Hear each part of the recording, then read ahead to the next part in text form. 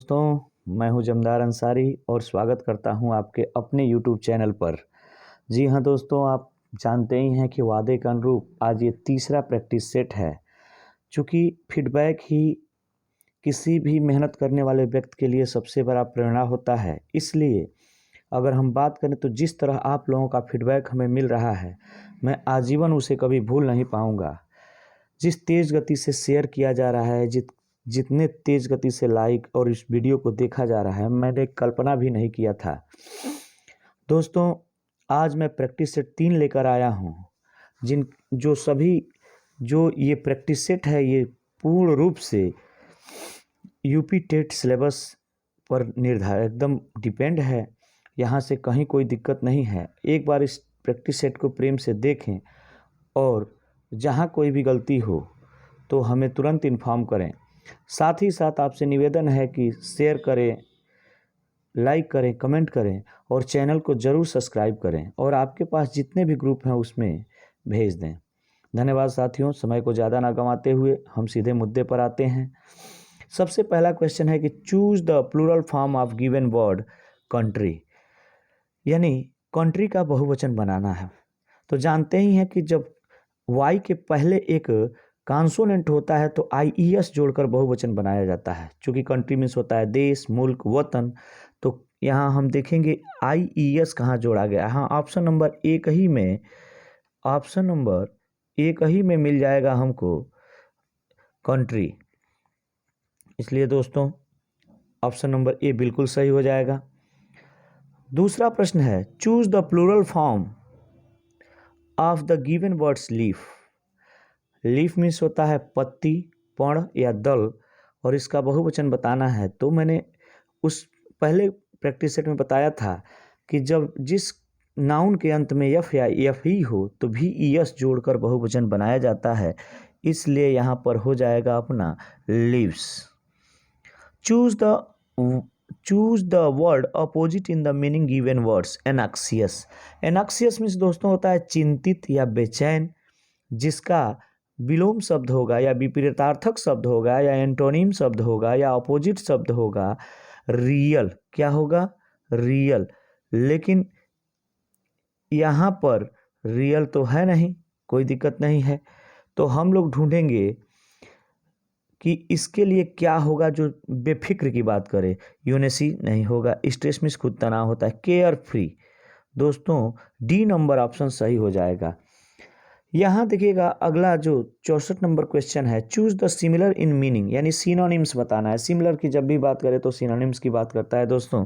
यहाँ पर similar genuine means होता है असली या प्रमाणिक या खरा, तो इसका समानार्थक शब्द हो जाएगा गुड, विजिबल, रियल। जी रियल हो जाएगा। रियल मीन्स भी वही चीज़ें होती हैं जो आप जेन्युइन मीन्स जानते हो, वास्तविक, यथार्थ, खरा या असली। Change the following sentence into active voice. Active voice की बात कर रहा है तो देखिए द प्लेन वॉज लैंडेड, यानी वाज लैंडेड। और वाज लैंडेड की जब बात आती है तो सब जो कहते हैं subject plus was verb plus verb का थर्ड फॉर्म, तो समझ लीजिए कि वो सीधे सीधे होता है पास्ट इंडेफिनिट में, क्योंकि पास्ट इंडेफिनिट का एक्टिव वॉइस होता है सब्जेक्ट वर्ब का सेकेंड फॉर्म और ऑब्जेक्ट। तो यहाँ देखेंगे, हम ढूंढेंगे सब्जेक्ट वर्ब का सेकेंड फॉर्म कहाँ मिला है। तो यहाँ लैंडेड है, थर्ड वाले में हैड, हैज़ है, इज। यहाँ सिर्फ एक ही ऑप्शन सही है, ए नंबर। इसलिए हम कह देंगे जो हमारा एक्टिव वॉइस होगा the pilot landed the plane safely. आइए दोस्तों पैसेज को पढ़ते हैं और उससे उत्तर निकालने का प्रयास करेंगे। क्योंकि देखिए एक ज़रूरी चीज़ है, आपको बताना मैं चाहूँगा। पैसेज जब भी पढ़ा जाता है तो उससे पहले थोड़े उनके प्रश्नों को पढ़ लिया जाता है, ताकि जल्दी से पता चल जाता है पढ़ते समय। Correct. Food can maintain and save life, it can destroy life as well. Proper food serves as medicine, improper food works as poison. A little care about quality and quantity of food will keep us healthy and happy. If we go about eating all sort of things, we shall become sick. Tech will pride ourselves civilized. Being sensible means to know the difference between good and bad, right and wrong. It will not do the become slave to our tongues and taste. Even cattle, birds and beasts eat only what is best for their bodies.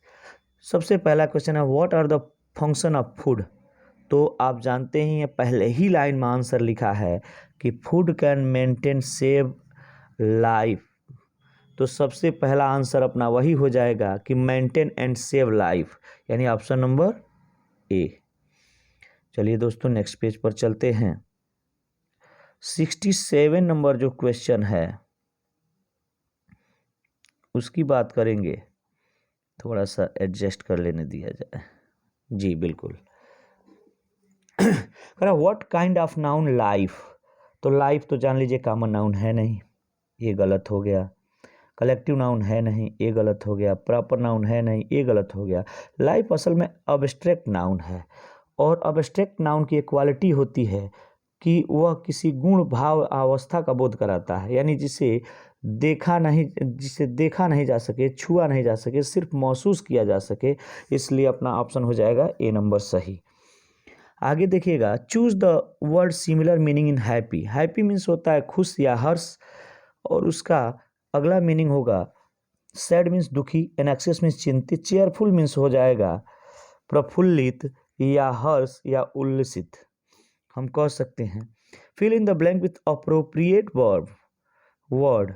If you can not change the master you can not destiny. ध्यान रखिएगा, यहाँ कह रहा है कि if you can not change the master you can not destiny. तो बस destroying गलत होगा, एक्सपेक्टेड गलत होगा। तो यहाँ फिर से हम चेंज को ही लगा देंगे, क्योंकि जब तक ये कह रहा है कि जब तक आप अपने मालिक को नहीं बदलेंगे तब तक आपका भाग्य नहीं बदलेगा। इसलिए चेंज ही अपना सही क्रिया होगा। Choose the correct suffix for the following words. जज के लिए तो जजेबल होता नहीं है, जजफुल होता नहीं है, जजेस्ट होता नहीं, जजमेंट होगा। मेंट यहाँ सफिक्स लगाएंगे और जजमेंट मीन्स अपना बन जाएगा निर्णय, फैसला या दंडाज्ञा। Which of the following is misspelled. Fatal means घातक, सही है। एक्सपेक्ट मीन्स आशा करना, डिफ्यूज में खत्म करना, यानी कॉन्सील का गलती है दोस्तों। CONCEAL होता है। कॉन्सील मीन्स होता है छिपाना, गुप्त रखना। CONCEAL, कॉन्सील मीन्स छिपाना या गुप्त रखना। चलिए नेक्स्ट क्वेश्चन पर चलते हैं। नेक्स्ट क्वेश्चन है point out the correct indirect speech of the following. She said to me I was waiting for you. Assertive sentence है, और असर्टिव सेंटेंस में आप जानते हैं कि सेड टू को टोल्ड में बदल देते हैं, कमा हटा के दैट लिखते हैं। आई आता है तो सब्जेक्ट के देखते हैं, इसलिए आई की जगह पर सी कर देंगे। तो यहाँ तक मिलाइए, अभी कुछ आंसर कट जाएंगे। सी टोल्ड मी दैट, आई पहला ऑप्शन कट गया क्योंकि आई बदला नहीं है। सी टोल्ड मी दैट सी, ये सही है। सी यहाँ देखिए पहले कामा को हटा कर, यानी पहला और तीसरा कट गया, और दूसरा और चौथे में फाइट चल रही है। सीधा सीधा बात करेंगे दोस्तों। अगला देखिए वाज है, वाज वेटिंग, यानी पास्ट कॉन्टिन्यूअस बदलता है, पास्ट परफेक्ट कॉन्टिन्यूअस में तो हैज़ बीन, हैड बीन और हैड बीन, सॉरी खाली हैड बीन में देखेंगे तो एक बी नंबर में हैड बीन, क्योंकि नीचे वाले में हैज बीन आ गया है, इसलिए ऑप्शन हो जाएगा B. Fill in the blanks with correct preposition.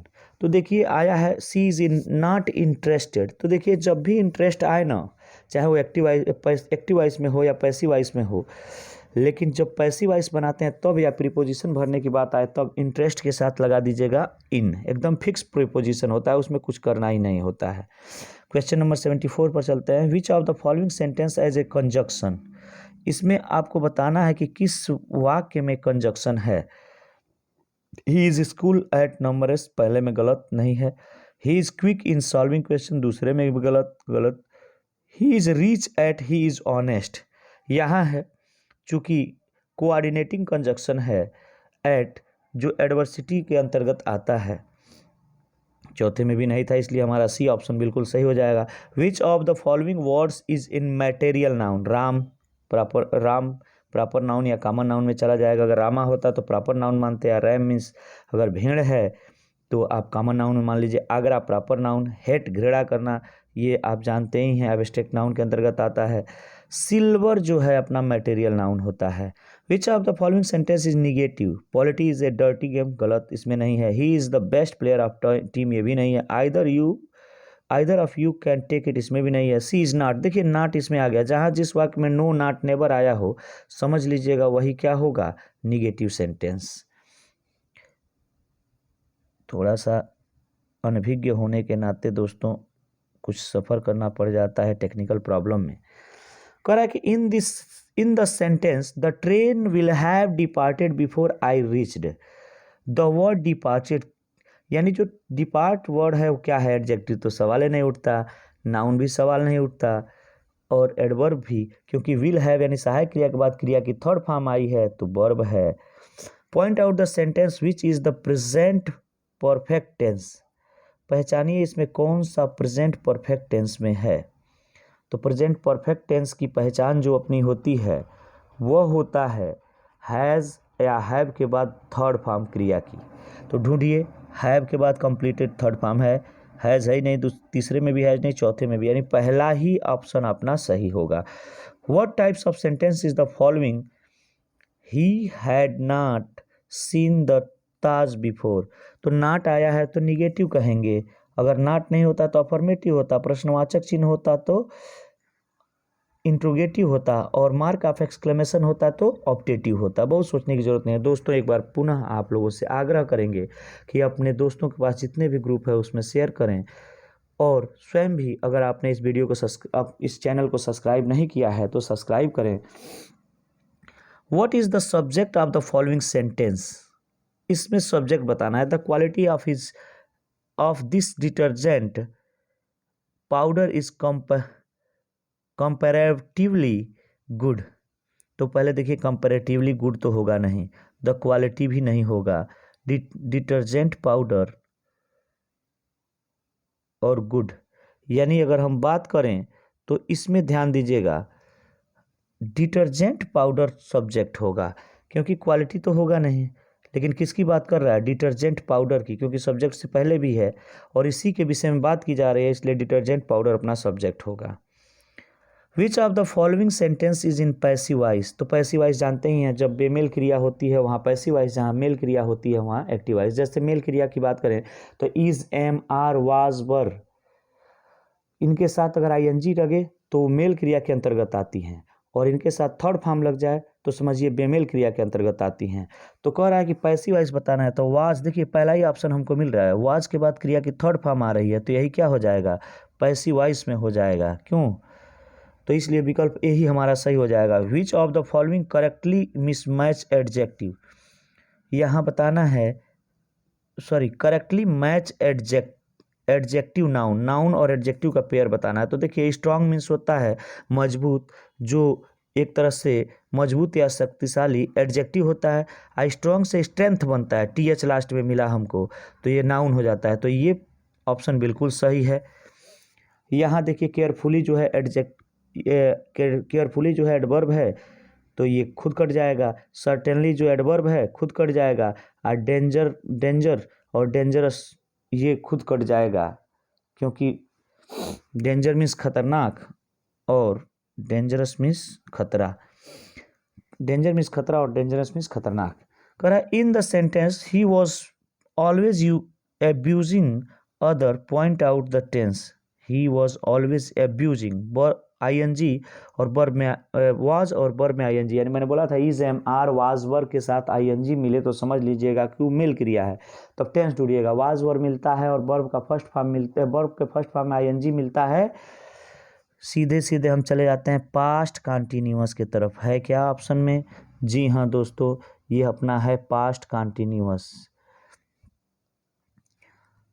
Choose the following pronoun to complete the following sentence. I met Veena was returning from school.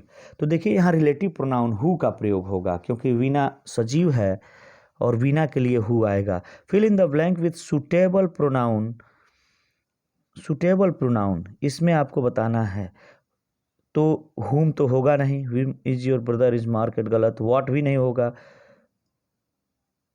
यहाँ who दिया नहीं है, यानी अगर who नहीं दिया है तो हम सीधे सीधे किसके तरफ भागेंगे, which के तरफ। कह रहा है which is your brother, माने तुम्हारा भाई कौन सा है in the market। तो देखिएगा which को आप चूज करिएगा। अगला ऑप्शन हमारा होगा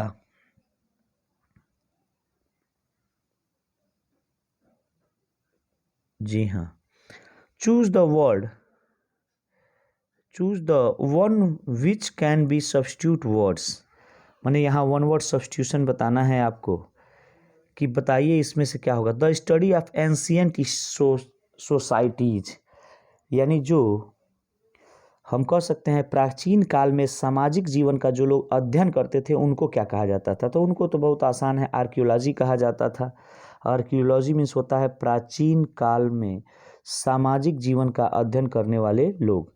लेकिन अन्य शब्दों पर भी थोड़ा सा ध्यान दे लें। एंथ्रोपोलॉजी मीन्स होता है नृविज्ञान। एथनोलॉजी मीन्स होता है निर्जाति विज्ञान। और हिस्ट्री मीन्स होता है इतिहास। भूलिएगा मत दोस्तों, एक बात ध्यान में रखें कि कोई भी प्रश्न परीक्षा में टच कर सकता है, इसलिए सावधान रहें, सुरक्षित रहें। Choose the word opposite in the meaning. Genuine, तो जेन्युइन मीन्स होता है असली। हम कह सकते हैं कि जेन्युइन मीन्स होता है यथार्थ, वास्तविक या असली का विलोम शब्द होगा स्पूरियस मीन्स कृत्रिम या नकली, बनावटी, मिथ्या या अप्रमाणिक। सीधा सीधा इसमें मार देंगे हम option number C. Choose the correct figure of speech of the following sentence. The new kittens enjoyed being alone together. देखिए यहाँ जब एक ही व्यक्ति के दो परस्पर विरोधी गुण दिखाए जाएं तो समझ लीजिए कि ऑक्सीमोरम है, विरोधाभास की बात कर रहा है। जैसे love is a sweet poison, तो यहाँ आप देखेंगे an oxymoron is a figure of speech which two similar seemingly contradictory terms appear side by side, यानी two opposite qualities added for the same things, यानी यहाँ ऑप्शन हो जाएगा अपना ऑक्सीमोरम। एक शब्द बोला है कि pedagogy is the study of education, नहीं। गाइडिंग स्टूडेंट्स, नहीं। लर्निंग प्रोसेस, नहीं। Teaching method. पेडागॉजी में हम लोग पढ़ाने के जो विधियां हैं, शिक्षण की जो विधियां हैं उसको सीखते हैं। हम कह सकते हैं कि pedagogy most commonly understood as the approach to teaching is the theory and practice of the learning and how to process influence and the influence by the social, political and psychological development of learners. Pedagogy taken as an academic discipline in the study of how knowledge and skills are imparted in the education context, and it considers the interaction that takes place during learning. It is often described as the act of teaching. तो इसलिए हम act of teaching की बात कर रहा है, यानी method of teaching की बात कर रहा है। तो ऑप्शन अपना डी हो जाएगा। The term PSRN in development implies, कभी कभी कह रहा है कि जो टर्म PSRN है इसको ये एम्प्लाइज किया जाता है। तो सबसे पहले यहाँ दे दिया है ऑप्शन में, इसका फुल फॉर्म बताइए। तो देखिए PS मीन्स होता है प्रॉब्लम, S मीन्स होता है सॉल्विंग, R मीन्स होता है रीजनिंग और N मीन्स होता है न्यूमेरेसी। ढूंढिए कहाँ है, कहीं ढूंढने की ज़रूरत नहीं है क्योंकि अपना पहला ही ऑप्शन सही है। इसमें दे दिया है रिलेशनशिप, इसमें दे दिया रीजनिंग, लेकिन यहाँ दे दिया है स्किल्स, इसमें दे दिया है स्किल्स, इस यहाँ नंबर भी गलत है, इसलिए ऑप्शन नंबर ए। अगर इस टर्म की बात करें तो term PSRN is developed implies problem solving, reasoning and numeracy.